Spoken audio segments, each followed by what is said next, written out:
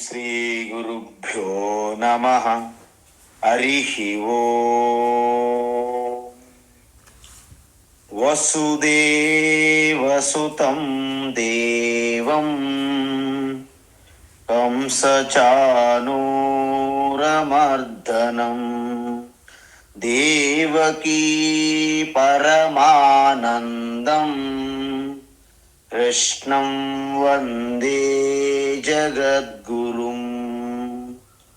తీర్త్వా మోహార్ణవం హత్వా రాగద్వేషాదిరాక్షసాన్ సీతా శాంతి సమాయుక్త ఆత్మా రామో విరాజతే. ఆత్మస్వరూప బంధుగణ, మనం ఇంపార్టెంట్ టాపిక్లో ఉన్నాము. అది విశ్వరూప సందర్శన యోగము. ఇప్పటి వరకు అర్జున ఆశ్చర్యాన్ని వ్యక్తపరుస్తున్నారు. సంజయుడు ఇప్పుడు వరకు చూశారు. తర్వాత అర్జునుడు తన యొక్క ఆశ్చర్యాన్ని వ్యక్తపరుస్తున్నారు. అంటే ఇక్కడ మనం చూసాము, కృష్ణ పరమాత్మని డైరెక్ట్గా ఏదో దేవకీ వసుదేవుడి పుత్రుడుగా కాకుండా సాక్షాత్ ఈ జగత్తుకి సృష్టికర్త, స్థితికర్త, లయకర్త, ఇంకా చెప్పాలంటే నిర్గుణ స్వరూపంగా ఉన్న ఈశ్వర కూడా కృష్ణయే. ఆ నిర్గుణము నుండి సగుణ రూపంగా ప్రకటమవుతున్నది కూడా అదే ఈశ్వర అని అర్థమవుతుంది మెల్లగా.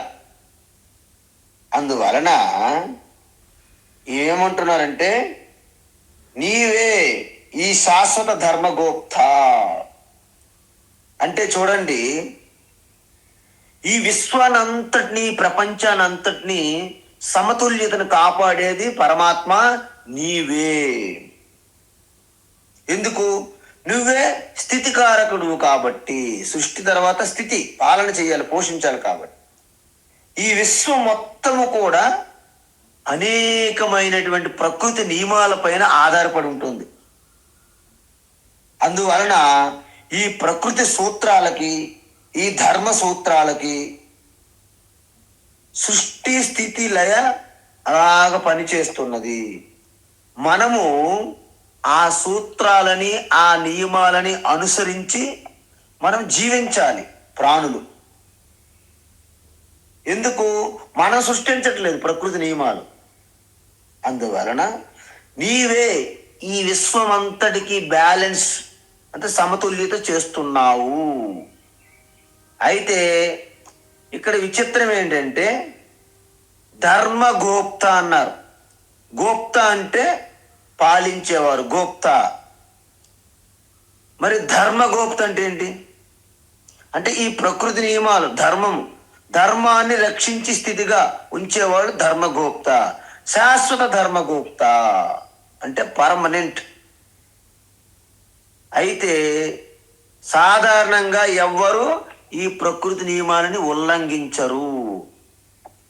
అయితే మరి ఎవరు ఉల్లంఘిస్తున్నారు? కేవలము సృష్టిలో ఒక్క మానవులు తప్ప ఈ ప్రకృతి నియమాలని ఎవ్వరూ ఉల్లంఘించరు. ఏ ప్రాణులు, ఒక్క మానవ ప్రాణి మాత్రము ఉల్లంఘిస్తుంది. అందువల్లనే చూడండి, మనము ఎక్కడికి వెళ్తే ఆ ప్రాంతము, ఆ ప్రదేశము, ఆ పంచభూతాల్లో ఏ స్థానంలో మనం అడుగుపెట్టినా అది సర్వనాశనం అయిపోతుంది.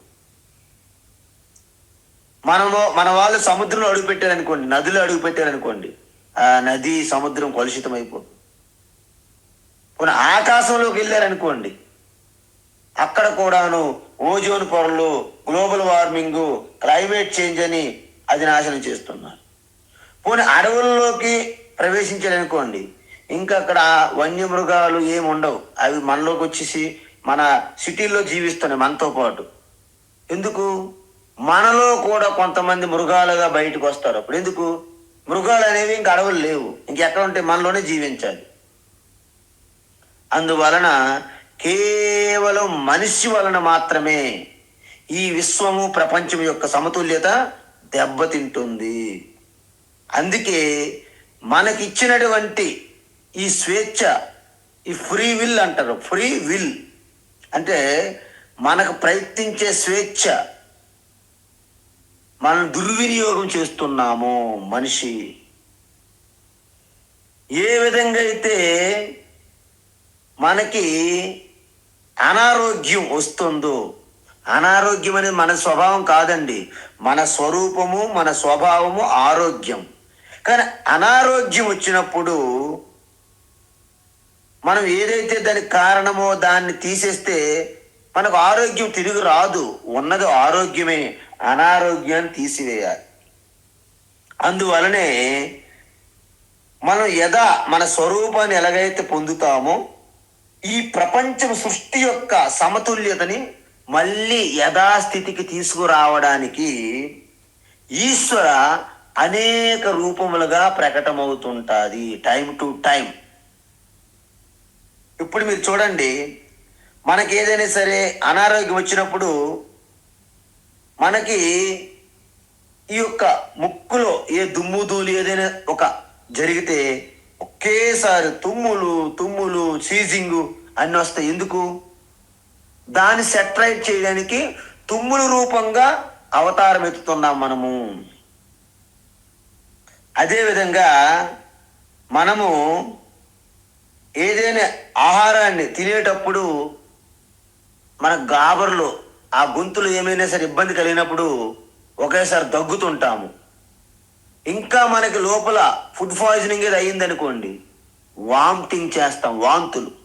వాంతుల రూపంగా కూడా అవతారం ఎత్తినట్టు అవుతుంది. అదేవిధంగా కంటిలో కానీ చిన్న దుమ్ముదూలు పడితే కంటి నిండా నీరు అలా కారుతుంటే ఆపలేం. చూసారా? అంటే దేనికి దానికి అలా సిస్టమ్ అనేమాట, ఒక సిస్టము తయారై ఉన్నది.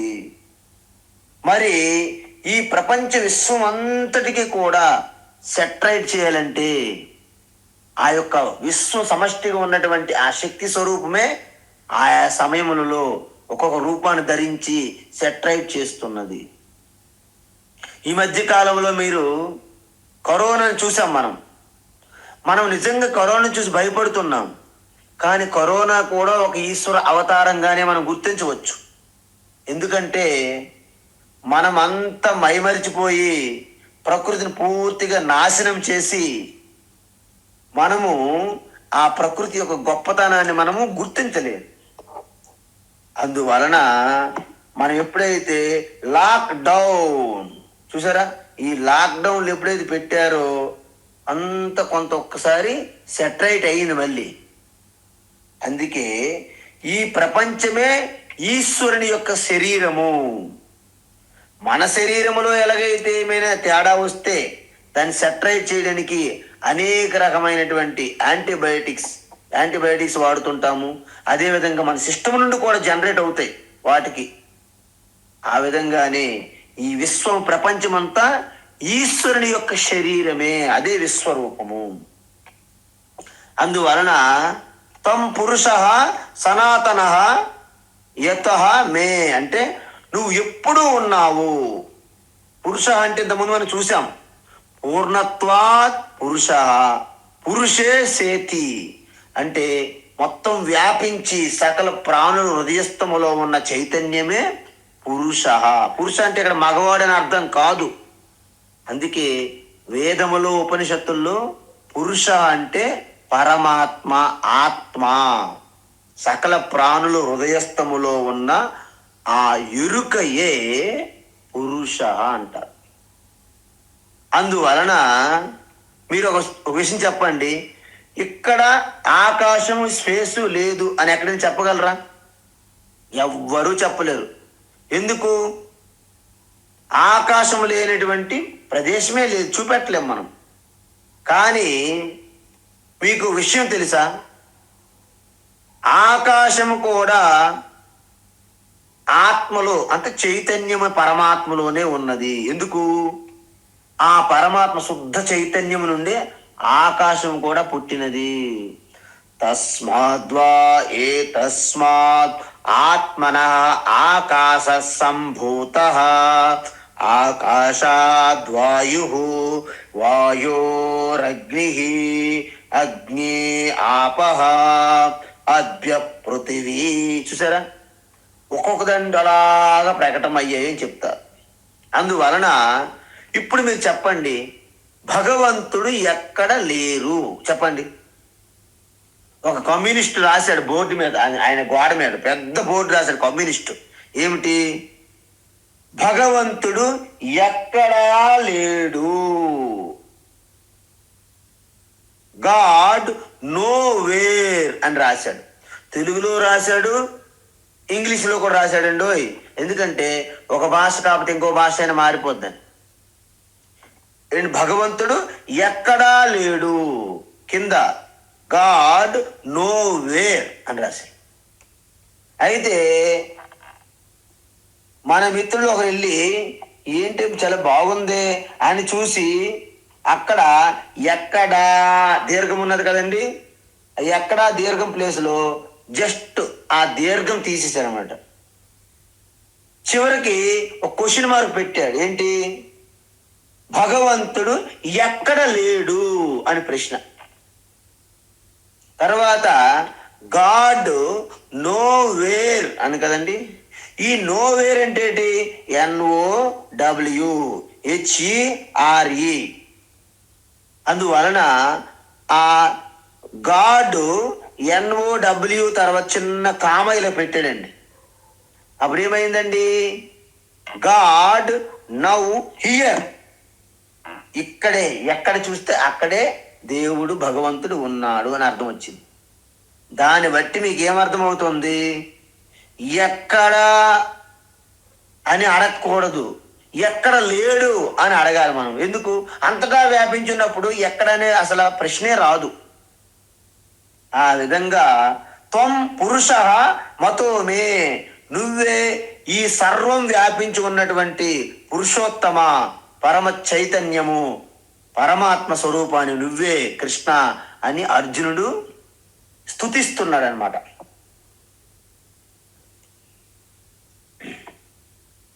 అనాది మధ్యాంతమనంత వీర్యం, అనాది మధ్యాంతమనంత వీర్యం, అనాది మధ్యాంతమనంత వీర్యం, అనంత బాహుం శశి సూర్యనేత్రం, అనంత బాహుం శశి సూర్యనేత్రం, అనంత బాహుం శశి సూర్యనేత్రం, పశ్యామి త్వాం దీప్తహుతాశవక్త్రం, పశ్యామి త్వాం దీప్తహుతాశవక్త్రం, పశ్యామి త్వాం దీప్తహుతాశవక్త్రం, స్వతేజసా విశ్వమిదం తపంతం, స్వతేజసా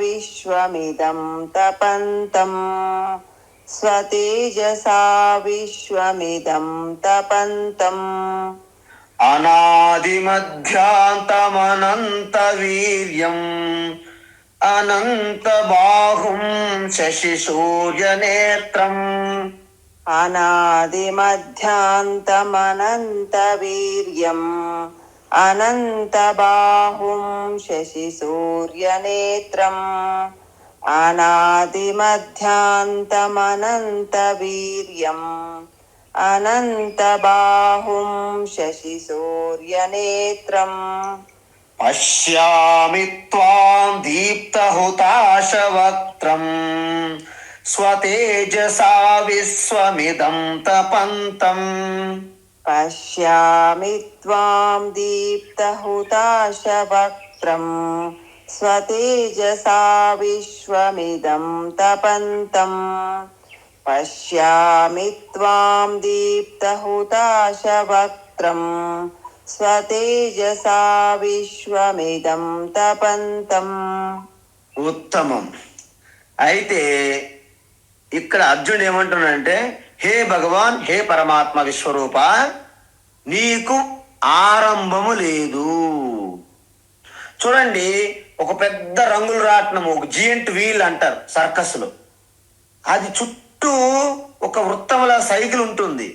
దానికి ఎక్కడ మొదలు అనేది మనకు అర్థం కాదు. అందువలన నీకు ఆది మధ్యము అంతము లేదు అంటే అర్థం ఏంటండి? అనాది, ఆది మధ్యాంత రహితం అంటారు, విన్నారా? అందువలన మనం మొదట కూడా చూసాం 10వ అధ్యాయంలో, అహమాత్మ గుడాకేశ సర్వభూతాశయ స్థిత అహమావిశ్చ మధ్యంత భూతానామంత ఏవచ ప్రళయాంతము కూడా నీవే మిగిలి ఉంటావు అని అర్థం. అంటే ఏంటి? నువ్వు అనాది, నీకు ఆది లేదు, అంతము లేదు, నీకు మొదలు లేదు, మధ్య భాగం లేదు, చివరి భాగం లేదు, నువ్వు అంతటా వ్యాపించి ఉన్నావు. అందువలన ఆది మధ్యాంత రహితం అంటే ఏంటి? పూర్తిగా ఆది లేదు, మధ్య లేదు, అతీతులని అర్థం. అందుకే దీన్ని పురాతనం అద్వితీయం అంటారు. పురాతనం అద్వితీయం. అందువలన అనంత వీర్యం. అనంత వీర్యం అంటే ఏంటి? నువ్వు అనంత శక్తిమంతుడివి. అంటే అనంతమైన శక్తి. ఇప్పుడు కరెంటే తీసుకోండి ఉదాహరణకి. కరెంటుకి ఎంత శక్తి ఉందని మనం చెప్పగలమా? ఏం చెప్పలేం. మన బాత్రూంలో 0 వోల్ట్ బల్బులో పెట్టినటువంటి శక్తి ఎంత ఉంటుంది? అదే కరెంటు వాడి వందే భారత్ లాంటి సూపర్ ఫాస్ట్ ఎక్స్ప్రెస్ నడుస్తున్నాయి. చూసారా? దాని యొక్క శక్తి ఎంతవరకు ప్రకటింప చేస్తే అంత ప్రకటమవుతుంది తప్ప కరెంట్ అనగానే ఇంత శక్తి అని మనం చెప్పలేం. సో ఆ విధంగానే నీ యొక్క శక్తి ఇన్ఫినిటీ, అనంతం. నీ అనంత శక్తి వలన ఈ మొత్తం విశ్వమంతా సృష్టింపబడినది, నడుస్తున్నది, మళ్ళీ లయం చేయడానికి కూడాను అదే శక్తి అవసరము. ఎందుకు? అనంత బాహుం, అనంత భావ యస్య సహ అనంత బాహు అంటే ఏంటి? అంటే ఈ సృష్టిలో ఉన్నటువంటి సకల ప్రాణులకి ఉన్నటువంటి చేతులన్నీ నీవే అని అర్థం. అంతే తప్ప ఒకే వ్యక్తికి ఇటువైపు 10 చేతులు, ఇటువైపు 10 చేతులు ఇలా పెట్టడం కాదండి. మనకు అర్థం కాక చిన్న పిల్లలకి ఎలాగైతే మ్యాథమెటిక్స్ లెక్కలు చెప్పేటప్పుడు ఆ గులకరాళ్ళు, ఆ మార్బుల్స్, ఆ అగ్గి పుల్లలు అవన్నీ ఎలాగైతే వాడుకొని లెక్కలు ప్రారంభిస్తామో, ఈ విధంగా కొంతమంది విశ్వరూపానికి అనేక తలకాయలు, చేతులు పెట్టడం మొదలెట్టారు మనం చూపెట్టడానికి. మన సినిమాల్లో అదే రూపాలు చూపెట్టేస్తున్నారు. ఇక మనం అదే నిజం అనుకొని నమ్మేస్తున్నాం. ఇదంతా నమ్మకం, కల్పన. యావత్ సృష్టిలో ఉన్న సకల ప్రాణులకి ఉన్నటువంటి చేతులు, శిరస్సులన్నీ కూడా విశ్వమే శరీరంగా కలిగి ఉన్న ఈశ్వరునికి చెందును. అదే అనంత బాహువులు. ఇది అర్థం చేసుకోవాలి మనం. దానికి మనస్సు సంసిద్ధంగా ఉండాలి. ఎందుకు? ఈ మనస్సు అనేది ఎప్పుడైతే మీకు సిద్ధంగా లేదో ఈ తత్వాన్ని మనము గుర్తించలేము.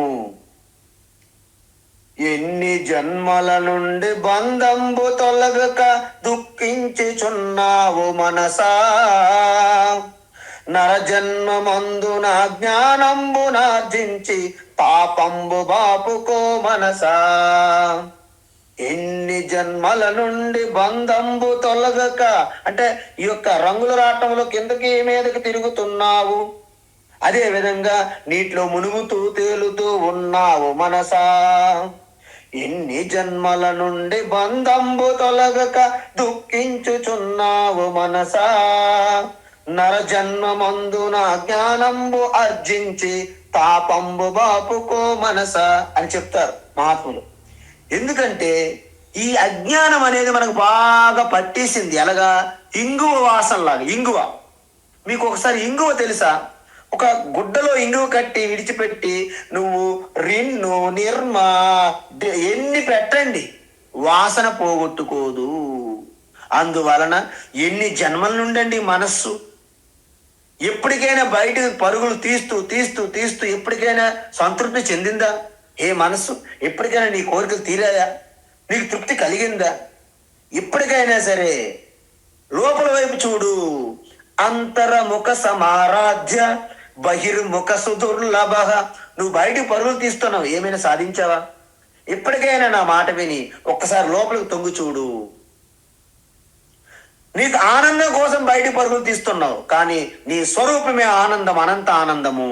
నువ్వు శాంతి కోసం పరుగులు తీస్తున్నావు, నీకు దొరికింది ఏదో మిగతా శాంతులే తప్ప నీకు అసలైన పరమశాంతి ఎక్కడా దొరకలేదు.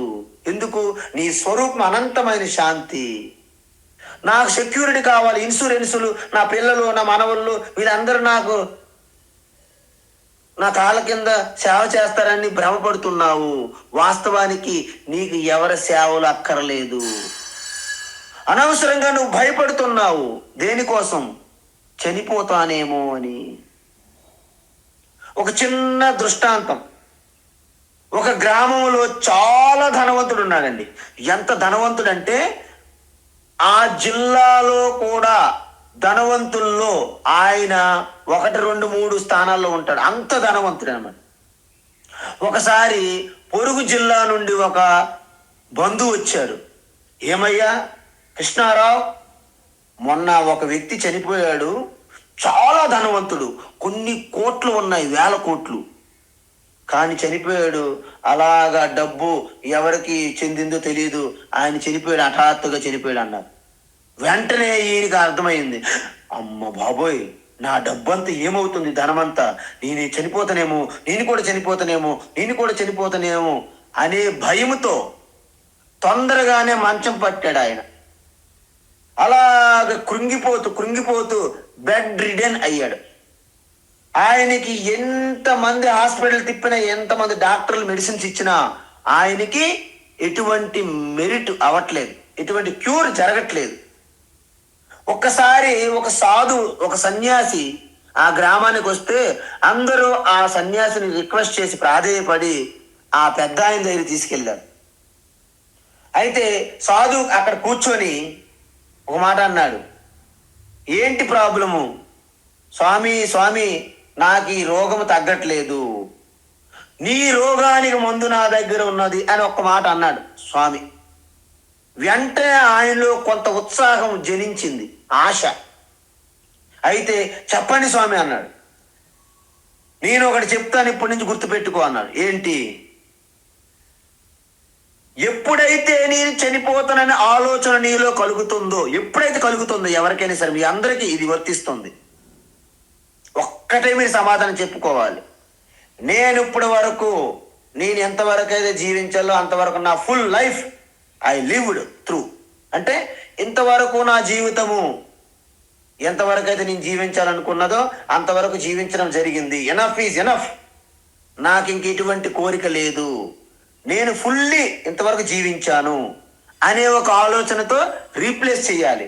ఎప్పుడు మీకు మృత్యు భయం వచ్చినా, మృత్యు అనే ఆలోచన వచ్చినా వెంటనే నేను జీవించవలసిన సమయం అంతా నేను జీవించాను హ్యాపీగా. అలా ఎప్పుడైతే మీరు రిపీట్ చేశారో మీలో ఒక ధైర్యము, మీలో ఒక నిర్భయము, మీలో ఒక శాంతి అలాగ ప్రకటమవుతుంటాయి. అప్పుడు మీకు ఒక ధైర్యం వస్తుంది. అంటే శరీరం పోవాల్సిన సమయం వచ్చినప్పుడే పోతుంది తప్ప అంతకంటే ముందు నాకు మరణము లేదు అనేది మీకు స్పష్టత వచ్చేస్తుంది అనమాట. వారం రోజుల తర్వాత మళ్ళా మహాత్మ వచ్చారు. ఆ మహాత్మను చూచిన వెంటనే ఈయన ఆనందంతో పాటలు పాడడం మొదలెట్టాడు. జగమే మాయ బ్రతుకే మాయ. చూసారా? వేదాలలో సారమింతేనయ, ఈ వింతేనయ. చూసారా? ఈ పాటలు ఎందుకు లాహిరి లాహిరి లాహిరిలో ఎందుకు పాడగలిగాడు? ఆయన మృత్యు భయం పోయింది. మృత్యు ఉంటది, కానీ దాని సమయం వచ్చినప్పుడే వస్తుంది తప్ప మన మధ్యలో ఇంటర్ఫీర్ అవ్వదు మృత్యుదేవత. అందువలన సమయం ఆసన్నమైనప్పుడు వస్తుంది తప్ప మనకి ఆపత్కాల మృత్యు అనేది రాదు అనే ఒక ధైర్యం ఆయనలో కలిగింది. కాబట్టి ఆయన వెంటనే ఆ రోగం నుండి బయటపడ్డాడు. అప్పుడు వెంటనే ఆయన అన్నాడు, స్వామి, మీలో ఏదో మ్యాజికల్ పవర్ ఉన్నది. ఏ మందుకి తగ్గినటువంటి ఈ రోగము మీ యొక్క మ్యాజికల్ పవర్స్తో తగ్గింది అన్నాడు. ఆ సాధువు నవ్వి, నాయన, ఈ సృష్టిలో ఉన్నటువంటి భయాలన్నిటికంటే అతి ఘోరమైనటువంటి భయంకరమైనటువంటి గొప్ప భయం ఏంటంటే మృత్యు భయము. ఎందుకంటే ఈ మృత్యు భయం అనేది మన మృత్యువు కంటే ముందే మనల్ని చంపేస్తుందంట. అంటే మీకు మృత్యుదేవత కంటే భయంకరంగా భయపెట్టేది ఏంటి? ఆ మృత్యు భయము. కాబట్టి మృత్యు భయాన్ని వదిలిపెట్టాలి. అందువలన ఈ అనంత బాహువులుగా మనం దర్శించాలంటే మనకు ఒకే వ్యక్తి ఫోటో పైన ఇటు 10-20 చేతులు, అటు 10-20 చేతులు కాదు. మనస్సును మీరు సంసిద్ధంగా చేసుకోవాలి. యద్భావం తద్భవతి. కాబట్టి అందువలన శశి సూర్య నేత్రం చూసారా, మరి అంత అనంత రూపానికి, అనంత విశ్వరూపానికి నేత్రములు ఎలా ఉంటాయి? శశి సూర్య, సూర్యుడు చంద్రుడు ఆ నేత్రములుగా కలిగి ఉన్నది ఆ రూపానికి. అందువలన దాని బట్టి అర్థం ఏంటి? పగలంతా సూర్యుడు చూస్తున్నాడు, రాత్రిపూట చంద్రుడు నక్షత్రాలు. దాని అర్థం అంటే ఏంటి? మొత్తం సృష్టంతా దర్శించేది పరమాత్మకి విశ్వరూపమే. అందువలన చక్షు సూర్య అంటారు.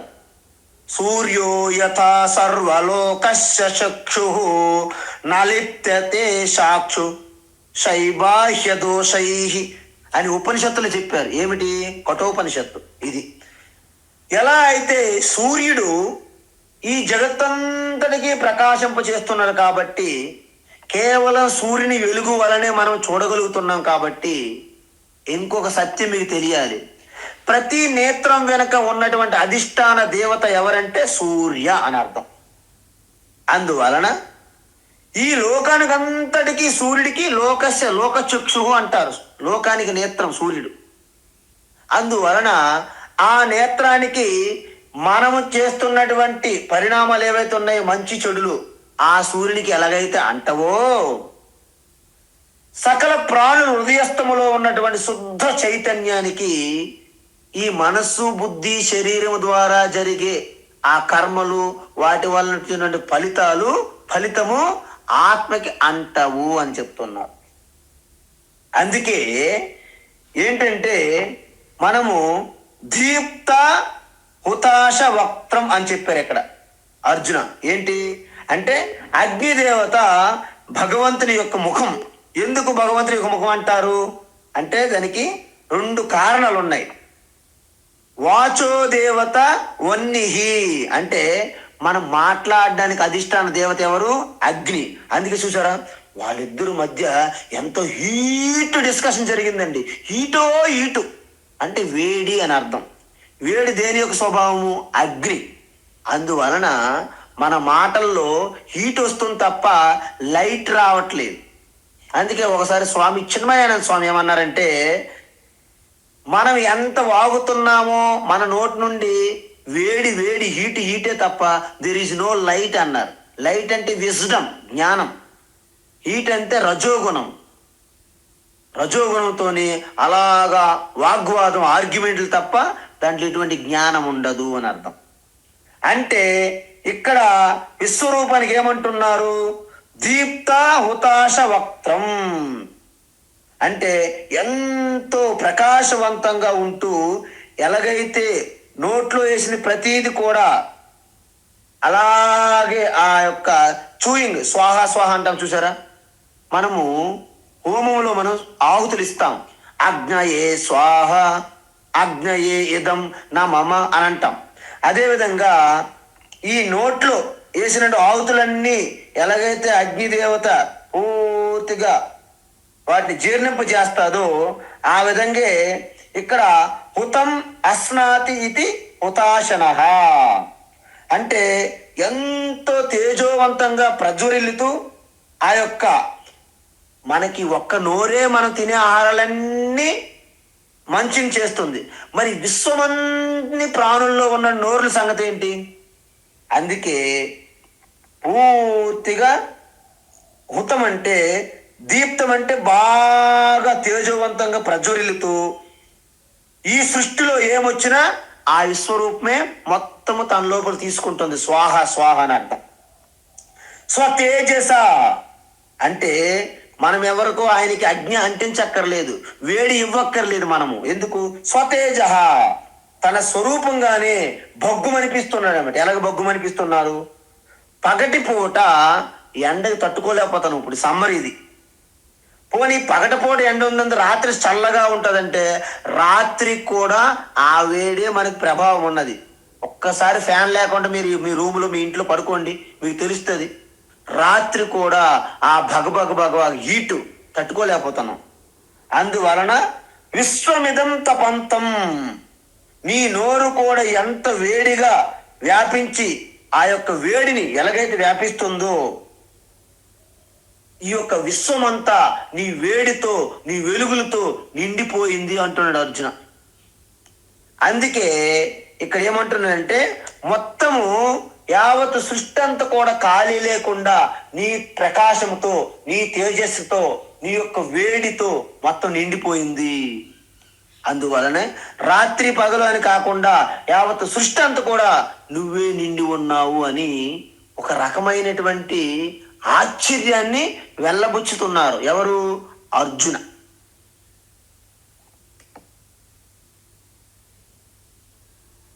ద్యావా పృథివ్యోరిదమంతరం హి, ద్యావా పృథివ్యోరిదమంతరం హి, ద్యావా పృథివ్యోరిదమంతరం హి, వ్యాప్తం త్వయైకేన దిశశ్చ సర్వా, వ్యాప్తం త్వయైకేన దిశశ్చ సర్వాః, వ్యాప్తం త్వయైకేన దిశశ్చ సర్వాః, దృష్ట్వాద్భుతం రూపముగ్రం తవేదం, దృష్ట్వాద్భుతం రూపముగ్రం తవేదం, దృష్ట్వాద్భుతం రూపముగ్రం తవేదం, లోకత్రయం ప్రవ్యథితం మహాత్మన్, లోకత్రయం ప్రవ్యథితం మహాత్మన్, లోకత్రయం ప్రవ్యథితం మహాత్మన్.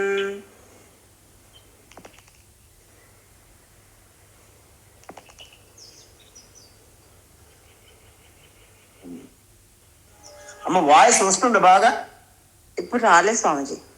ఇప్పుడు వస్తుంది. ఓకే, ఇప్పుడు ఏమైనా అదే సౌండ్ ఏది వచ్చిందని.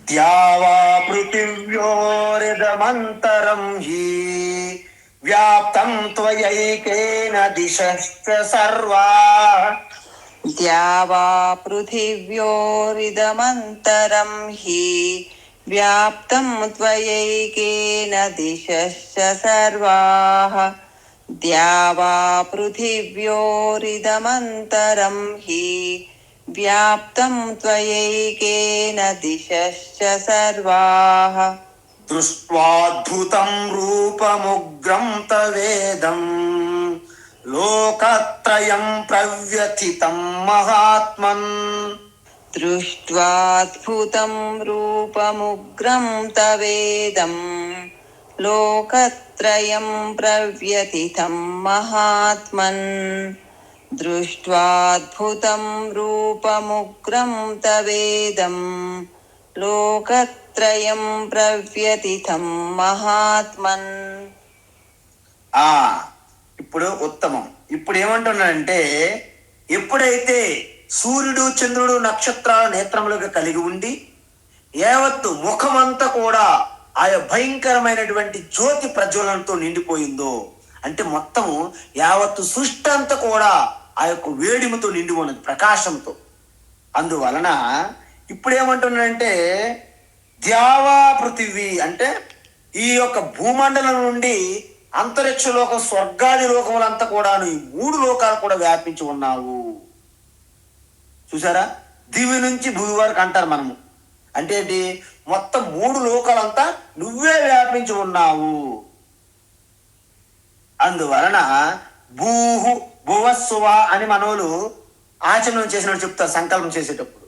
అందువలన మనము లలితా సహస్రనామము కానీ విష్ణు సహస్రనామము కానీ మనం చదివే ముందు ధ్యాన శ్లోకాలు ఉంటాయి. ఏంటి? భూపాదౌ యశ్చ నాభిర్ వేదసుర నెల చంద్ర సూర్యౌ చ నేత్రే కర్ణావాసా శిరోద్యౌర్ముఖమపి దహనో యస్త వాస్తేయమబ్ధి అని విన్నారా? అంటే అర్థం ఏంటి?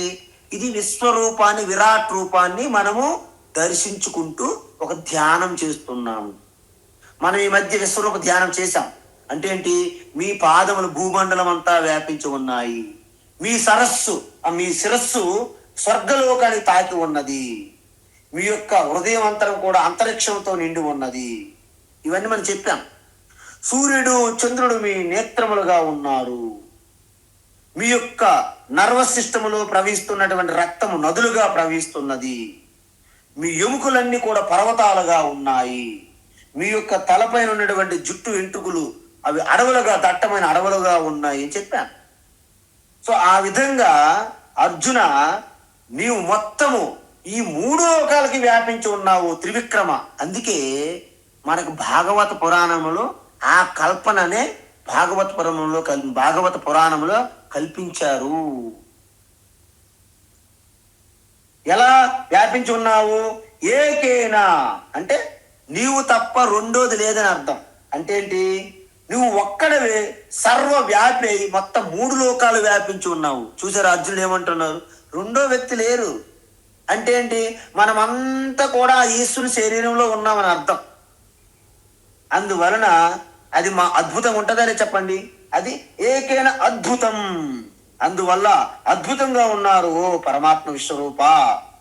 కానీ అదే సమయంలో కొంచెం భయం వేస్తుంది నాకు. అంత బాగానే ఉంది కానీ బట్ అంటారు మన వాళ్ళు. అర్జునుడు ఏమంటాడు? వండర్ఫుల్, సూపర్, వండర్ఫుల్, వండర్స్టర్, బట్ అన్నాడు ఆయన. బట్ అంటే కానీ నీ నోటి నుండి అత్యంత భయంకరమైనటువంటి భీతి కొల్పే ఆ యొక్క జ్వాలలు, అగ్ని జ్వాలలు కమ్ముకొస్తున్నాయి. అంటే అర్థం ఏంటి? ఈశ్వరుణ్ణి సృష్టి స్థితి లయ కారణముగా ఈశ్వరుడే ఉన్నాడని చెప్తున్నాడు అర్జునుడు. ఎందుకంటే సృష్టి చేసినప్పుడు అందరూ బాగానే ఉంటుంది, కానీ దాన్ని లయం చేసినప్పుడు భయం వేస్తుంది అనమాట. అందుకే ఇక్కడ ఏమంటున్నాడంటే నీ రూపము ఉగ్రం, భయంకరంగా ఉన్నది. నీ విశ్వరూపం అద్భుతంగా ఉంది కానీ భీతి కొల్పే, భయపెట్టేదిగా ఉన్నది. పైగా నేను ఒక్కడనే భయపడతానంటే ఎవరైనా మళ్ళీ నవ్వుతారని ఆయన ఏమంటున్నాడు? తోడు తీసుకుంటున్నాడు. ఏంటి? లోకత్రయం ప్రవ్యతితం అంటే 3 లోకాలు అందరూ భయపడుతున్నారు అనేస్తున్నాడు ఆయన. చూసారా, మా ఫ్రెండ్స్ నేను వెళ్ళాము, నేను అక్కడ తాడు చూసి తాడు తెలియక పాముని భయపడ్డాను. నేనే కాదు, మా ఫ్రెండ్స్ అందరూ భయపడ్డారు అంటాం మనం. అంటే అందరిని కలుపుకుంటే మనకు కొంత సాటిస్ఫాక్షన్ అన్నమాట. అందువలన అర్జునుడు ఏమంటున్నాడు? మొత్తం 3 లోకాలు అందరూ కూడా గజగజ వణుకుతున్నారు. ప్రవ్యతితం, వ్యతితం అంటే భయపడ్డం. అందువల్ల జీవితంలో నేనేదైతే జరగకూడదు అనుకుంటున్నానో అదే జరిగింది. ఏంటి జరిగింది? ఈ భయము వలన మొత్తం 3 లోకాలు అంటే దేవతలు, అసురులు, మనుషులు, పశుపక్షాదులు, క్రిమికీటకాలు అన్నీ కూడా మరణం అంటే భయపడతాయి. మరణం అంటే భయపడతాయి లేదా? మరణ భయం అంటే చివరికి మరణ భయం అంటే భయపడింది ఏదీ లేదు. అందుకే మరణంకి మనం అతీతంగా వెళ్తే తప్ప మీరు మృత్యు భయాన్ని మీరు దాటలేరు. అందుకే ముందే మనం సిద్ధమైపోవాలి. ఓం త్ర్యంబకం యజామహే సుగంధిం పుష్టివర్ధనం ఉర్వారుకమివ బంధనాన్ మృత్యోర్ముక్షీయమామృతాత్. రెడీ అంతే. ఎప్పుడైతే యమధర్మరాజు ఆ యొక్క సిటీ సెంటర్కి ఎంటర్ అయ్యాడు పంజగుట్ట, ఏ Yamadharmaraju please come because I have another appointment, నాకు నీతో పని ఉంది, వచ్చి నీ పని నువ్వు చూసుకో అని మనం ఇన్వైట్ చేయగలగాలి. అందుకే మృత్యువుని మిత్రవత్ పశ్యేత్ అంటారు శాస్త్రంలో. మృత్యుదేవతని మన మిత్రుడు వలె చూడాలంట. అందుకే చంద్రశేఖరమాశ్రయే మమ కిం కరిష్యతి వయ్యమః అంటారు. చంద్రశేఖర్ అంటే మహాకాల్ అంటే పరమాత్మ స్వరూప. ఆ పరమాత్మను మీరు ఆశ్రయించినప్పుడు ఈ కాలుడు ఏం చేస్తారండి? కాలం ఏం చేస్తుంది? మీకు మృత్యు భయం ఏముంటుంది చెప్పండి? మీరు మృత్యుని దాటిపోయారు కదా. అతి మృత్యుమేతి అంటారు, అమృతత్వమేతి అంటారు దాన్ని. కాబట్టి ఓ మహాత్మా అంటే ఓ విశ్వరూప ఈశ్వర, ఈ విశ్వాన్నే శరీరంగా ధరించి ఉన్నటువంటి భగవాన్, నువ్వు దయచేసి నువ్వు మాకు అద్భుతంగా ఉన్నావు, కానీ దాంతో పాటు 3 లోకాలన్నీ కూడా భయపడుతున్నారు. అమీహి త్వాం సురసంగా విశంతి, అమేహి త్వాం సురసంఘా విశంతి, అమేహి త్వాం సురసంఘా విశంతి. కేచిద్ భీతా ప్రాంజలయో గృణంతి, కేచిద్భీతాః ప్రాంజలయో గృణంతి, కేచిద్భీతాః ప్రాంజలయో గృణంతి. స్వస్తిత్యుక్త్వా మహర్షి సిద్ధ సంఘాః, స్వస్తిత్యుక్త్వా మహర్షి సిద్ధ సంఘాః, స్వస్తిత్యుక్త్వా మహర్షి సిద్ధ సంఘాః. స్తువంతి త్వాం స్తుతిభిః పుష్కలాభిః, స్తువంతి త్వాం స్తుతిభిః పుష్కలాభిః, స్తువంతి త్వాం స్తుతిభిః పుష్కలాభిః. అమీహి త్వాం సురసంగా విశంతి, కేచిద్ భీతా ప్రాంజలయో గృణంతి. అమేహి త్వాం సురసంఘా విశంతి, కేచిద్భీతాః ప్రాంజలయో గృణంతి. అమేహి త్వాం సురసంఘా విశంతి, కేచిద్భీతాః ప్రాంజలయో గృణంతి. స్వస్తిత్యుక్త్వా మహర్షి సిద్ధ సంఘాః, స్తువంతి త్వాం స్తుతిభిః పుష్కలాభిః. స్వస్తిత్యుక్త్వా మహర్షి సిద్ధ సంఘాః, స్తువంతి త్వాం స్తుతిభిః పుష్కలాభిః. స్వస్తిత్యుక్త్వా మహర్షి సిద్ధ సంఘాః, స్తువంతి త్వాం స్తుతిభిః పుష్కలాభిః. ఉత్తమం. అయితే ఇక్కడ ఏమంటున్నాడంటే అర్జున, మొత్తం ఈ 3 లోకాలన్నీ కూడా భయపడుతున్నారు అంటున్నాడు అర్జునుడు. ఈ 3 లోకాల్లో ఎవరెవరు ఉంటారు? వాటి వివరాలు ఇవ్వాలి కదా, అడ్రస్. అంటే సురసంగా అమీహి త్వాం విశంతి. చూడండి, ఈశ్వరుని గురించి, ఆయన యొక్క శక్తి, జ్ఞానము, స్వరూపము తెలుసుకున్నవారు దేవతలు ఉంటారు కదా. అందువలన ఆ దేవతలు విశ్వరూపాన్ని ఆరాధిస్తున్నారు. సురసంగా అంటే దేవతా గుంపులు, గ్రూపులు. త్వాం విశంతి, విశంతి అంటే ఏంటంటే నీ దగ్గరకు వస్తున్నారు.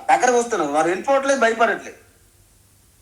ఈశ్వరుని యొక్క ఉగ్ర రూపం, భయంకరమైన రూపాన్ని ధార్మికంగా చేసే నాశనం కోసం అని గ్రహించి, చూడండి, అహింస పరమో ధర్మ, ధర్మహింస తథైవచ అంటాం మనం.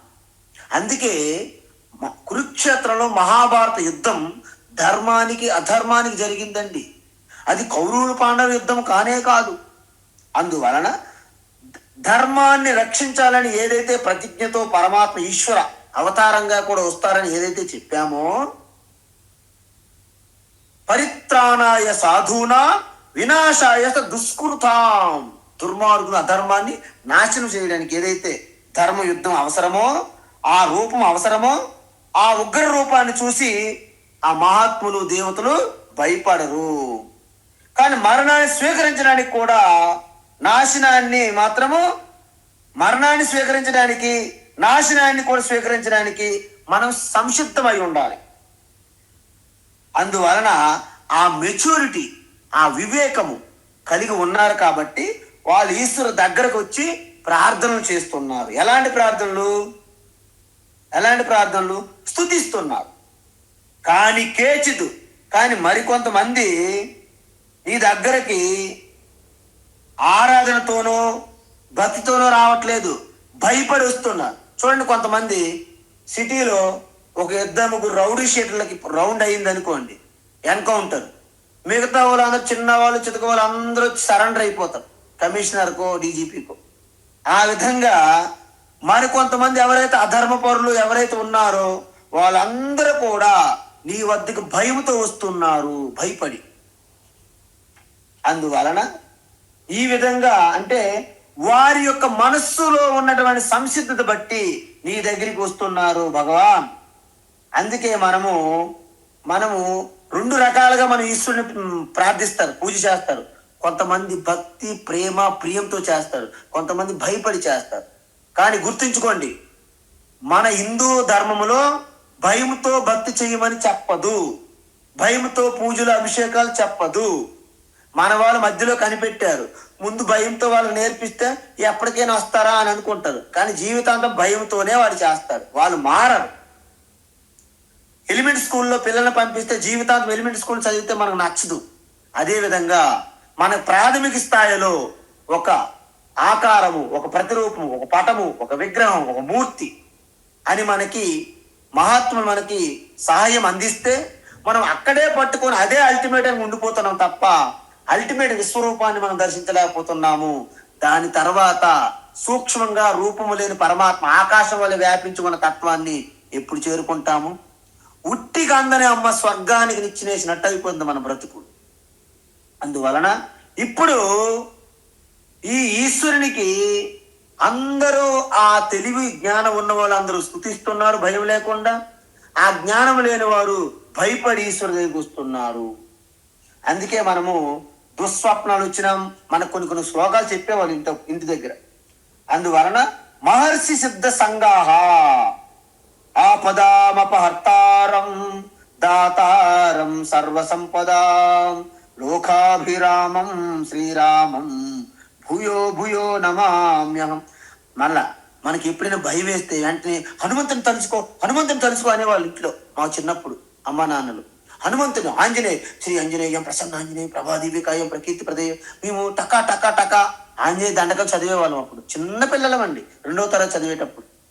అందువలన మనం ఎందుకు భయం వచ్చినా ఈశ్వరునే, మనము భక్తి కలిగినా ఈశ్వరునే. అందుకు ఈశ్వరుడు తప్ప రెండోది లేదు. ఇక్కడ ఈశ్వర అంటే పరమాత్మ, నేనేది శివ విష్ణు అని కాదు, మీరు గమనించాలి ఇప్పుడు కూడా. అందువలన మహర్షి సిద్ధ సంగాహ అంటే మహర్షులు సిద్ధులు. ఇంతకుముందు మనం చూసాం, సిద్ధానాం కపిలో మునిహి అన్నాను. అందువలన మహర్షులకి ఈ భగవంతుని యొక్క స్వరూపం బాగా తెలుసు కాబట్టి వాళ్ళు పుట్టుకతోనే అనేక తపస్సులు సిద్ధులు శక్తులు ఉన్నాయి కాబట్టి వాళ్ళు గుర్తించగలరు. స్వస్తి ఇది ఉక్తవా, పెద్ద పెద్ద స్వస్తి వాసన, స్వస్తి ప్రజాభ్యాం పరిపాలయంతాం అని అంటాం కదా. లోకా సమస్తా సుఖినో భవంతు సర్వే భవంతు సుఖినః సర్వే సంతు నిరామయాః సర్వే భద్రాని పశ్యంతు మా కశ్చిత్ దుఃఖ భాగ్ భవేత్ అంటారు కదండి. ఇలాంటి స్వస్తి వాచకములు చెప్తున్నారు ఎవరు? మహర్షులు, ఋషులు, సిద్ధులు.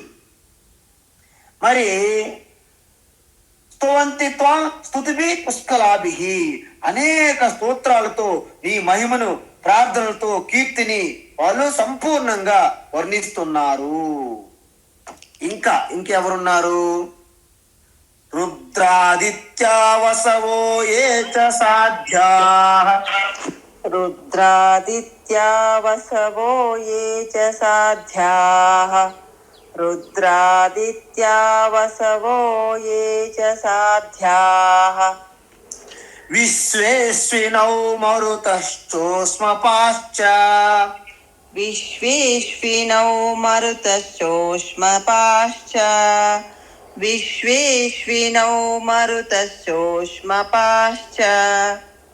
గంధర్వయక్షాసురసిద్ధ సంఘాః గంధర్వయక్షాసురసిద్ధ సంఘాః గంధర్వయక్షాసురసిద్ధ సంఘాః వీక్షంతే త్వాం విస్మితాశ్చైవ సర్వే వీక్షంతే త్వాం విస్మితాశ్చైవ సర్వే వీక్షంతే త్వాం విస్మితాశ్చైవ సర్వే రుద్రాదిత్యా వసవో ఏ చ సాధ్యాః విశ్వేస్వినౌ మరుతశ్చోష్మపాశ్చ. रुद्रादित्या वसवो ये च साध्याः विश्वेश्विनौ मरुतश्चोष्मपाश्च. रुद्रादित्या वसवो ये च साध्याः विश्वेश्विनौ मरुतश्चोष्मपाश्च. గంధర్వయక్షాసురసిద్ధసంఘాః వీక్షంతే త్వాం విస్మితాశ్చైవ సర్వే. गन्धर्वयक्षासुरसिद्धसङ्घाः वीक्षन्ते त्वां विस्मिताश्चैव सर्वे. गन्धर्वयक्षासुरसिद्धसङ्घाः వీక్షంతే త్వాం విస్మితాశ్చైవ సర్వే. ఉత్తమం. అయితే ఎప్పుడైతే మన మనస్సు సిద్ధంగా లేదో భయపడతాము. మన మనస్సులో ఆల్రెడీ ఆ పరమాత్మ తత్వం అనేది బోధపడితే మీరు భయం నుండి బయటపడతారు. అయితే ఇక్కడ ఏమంటున్నారంటే ఇంతకు ముందే చెప్పారు, ఈ రుద్రులు, ఏకాదశి రుద్రులు, ద్వాదశ ఆదిత్యులు, అష్ట వసువులు వీళ్ళందరూ కూడా నా నుండే వచ్చారు అని చెప్పారు పరమాత్మ 11వ అధ్యాయంలో. ఈ 11వ అధ్యాయం స్టార్టింగ్ లో కూడా అదే చెప్పారు. అందువలన ఏకాదశ రుద్రులు, ద్వాదశ ఆదిత్యులు, అష్టవశ్యులు వీరందరూ కూడా ప్రత్యేకమైన దేవతలు. వీళ్ళందరూ కూడా ఆహుతులు పొందుతారు. మనము అంటే సాధ్యాహ స్వాహ స్వాహ అని చేస్తాం. విశ్వే దేవతలు కూడా అంటారు. అశ్విని కుమారులు వీళ్ళందరూ కూడా మరుద్గణాలు. వీళ్ళందరూ కూడా మొత్తం పితృదేవతలతో కలిపి వీళ్ళందరూ కూడా నీ దగ్గరకు వచ్చి స్తుతిస్తున్నారు. వాళ్ళతో పాటు గంధర్వ యక్ష సురసిద్ధ సంఘాహ, గంధర్వులు, యక్షులు, అసురులు, సిద్ధులు గుంపులు గుంపులుగా సర్వే వీక్షంతే వీళ్ళందరూ నీ రూపాన్ని చూస్తున్నారు. కేవలం చూడడమే కాదు, వారు కూడా ఆశ్చర్యంలో మునిగిపోతున్నారు. సకల సృష్టి అంతా కూడా ఆశ్చర్యంలో మునిగిపోయింది. పశ్చాదిత్య ఇత్యాన్ వసూన్ రుద్రాన్ అశ్వినౌ మరుతస్తథ. భగవాన్ ముందే అన్నారు, నాలోనే ఆదిత్యుల్ని, వసువుల్ని, రుద్రుల్ని, అశ్విని, మరుద్గణాలని సర్వం నాలోనే దర్శించు అని 6వ శ్లోకంలోనే చెప్పారు భగవాన్. కాబట్టి వాళ్ళందరూ కూడా ఎంతో ఆశ్చర్యంతో నీ రూపాన్ని చూస్తున్నారు అని చెప్తున్నాడు. ఇక్కడతో అర్జునుడి యొక్క ఆశ్చర్యాన్ని వ్యక్తపరిచారు. తర్వాత ఎపిసోడ్ ఏమొస్తుందంటే దాని వలన కలిగినటువంటి పరిణామం ఏమిటి అనేది రేపటి క్లాసులో చూద్దాం. హరి ఓం తత్సత్. సర్వం శ్రీకృష్ణార్పణమస్తు.